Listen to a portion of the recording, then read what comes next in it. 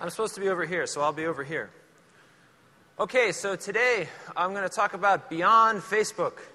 Beyond Facebook. And I thought this was important to talk about because everyone's just been talking Facebook, Facebook, Facebook.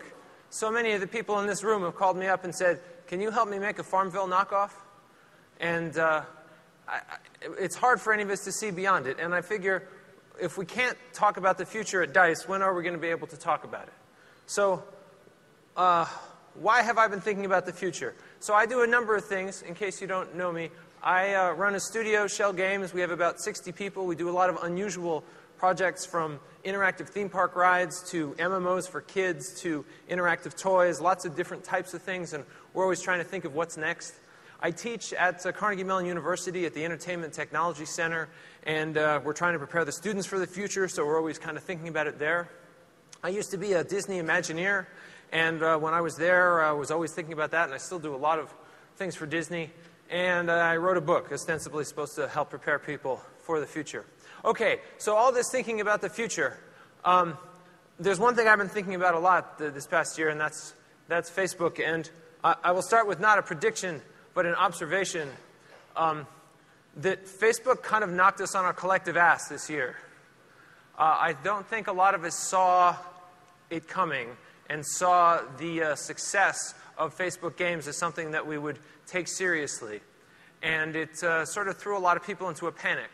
And I know some people in this room are experts, absolute experts, world-class, the very best experts on Facebook games. Other people I know almost nothing about it. So I just want to kind of talk a little bit about the present before we get to talking about ideas about the future. So if Facebook is something you don't know a lot about, I'm going to give you a little Facebook math, because it's understanding the Facebook math that you can understand what's going on with Facebook.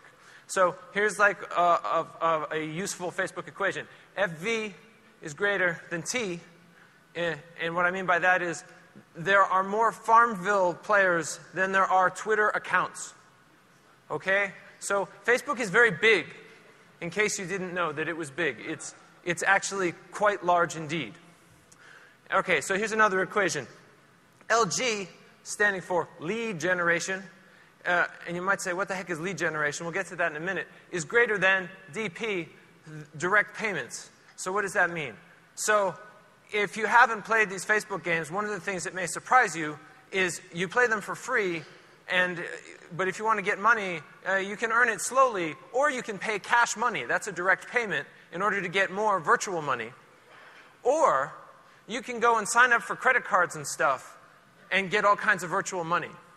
And one thing a lot of people don't realize, and it's sort of disputed and debated and kept secret, it's very possible that lead generation, this sign up for a credit card and we'll give you virtual money, actually generates more money than direct payments. And direct payments are weird enough because they're microtransactions, and that's even stranger. So Facebook is strange. It is not like what we know from the retail model at all. It is upside down and backwards and different and just very, very strange that way. And, oh, now I'm going to make a side note. I'm going to address it to someone personally, which is a little strange to do. So Brian Reynolds, I'm just going to say this. Hey, Brian. Brian, if you guys do not make a Farmville slot machine where every time you win, you get cash money, and every time you lose, you get virtual money, then you are stupid. Because that would make you the richest person in the world. Okay, back to the Facebook map. All right, so now here's another equation that is a little more complicated. You have to bear with me. EA minus 1,500 full-time employees plus Playfish minus $300 million in the same day equals what in the world is going on? The world has gone crazy, apparently. Apparently. So Facebook is terrifying. Now, I'm not saying necessarily EA made this move out of panic or terror. I don't know.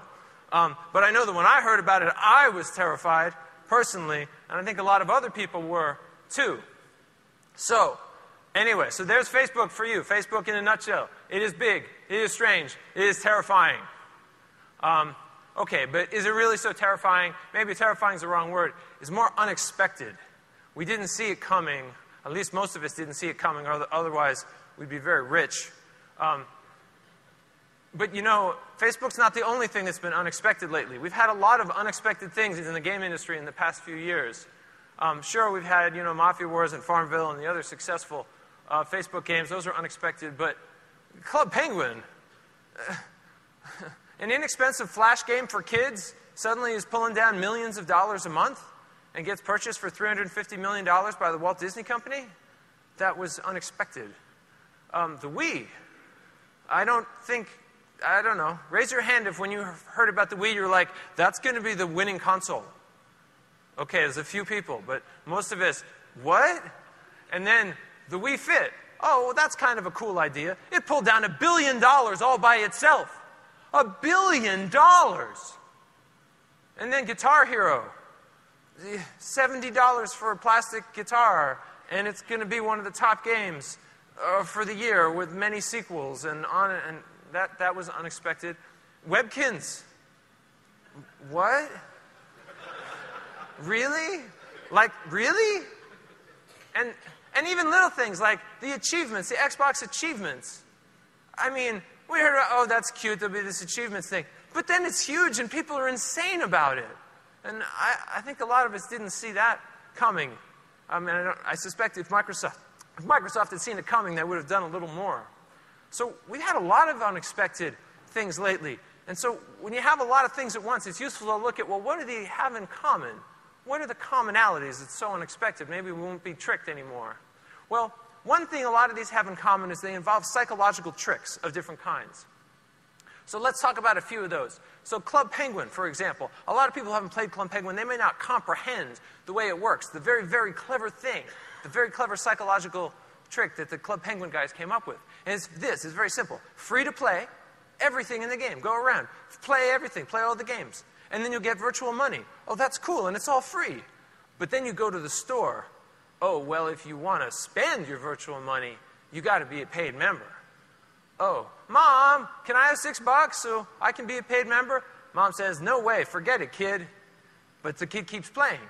And then 6 weeks later, Mom, you know, how about now? I'm still playing. Look at all this virtual money. Oh, look at all the things I could buy. And then Mom says, wow, it's been 6 weeks, and they're sticking with it. All right, it's only $6. Of course, it's a $6 recurring payment, right?